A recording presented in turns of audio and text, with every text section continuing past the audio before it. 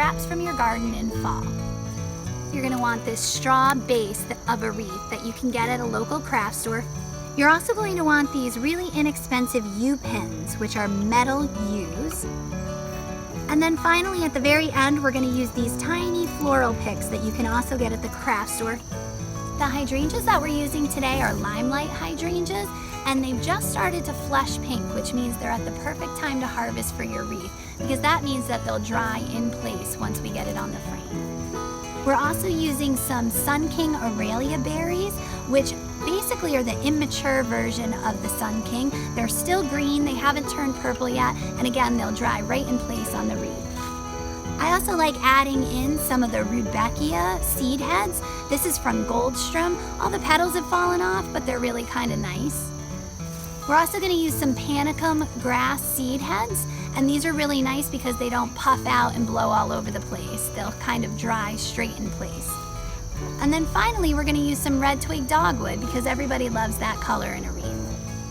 So the first step is basically taking some hydrangea blossoms and then pieces of all the rest of the garden trimmings that you've taken to put on your wreath and making mini bouquets out of them and pinning them right to the wreath.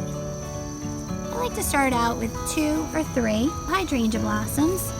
I add a little bit of red twig dogwood to the back, 1 Rudbeckia seed head, some of that beautiful Sun King Aralia seed pods, some of the Panicum grass. I like to put the grass in the back because it's nice and tall and wispy. Then I cut it, giving about 2 inches or so.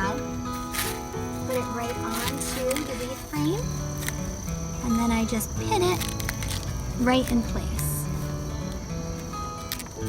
securing it with just a couple of U-pins, just like that.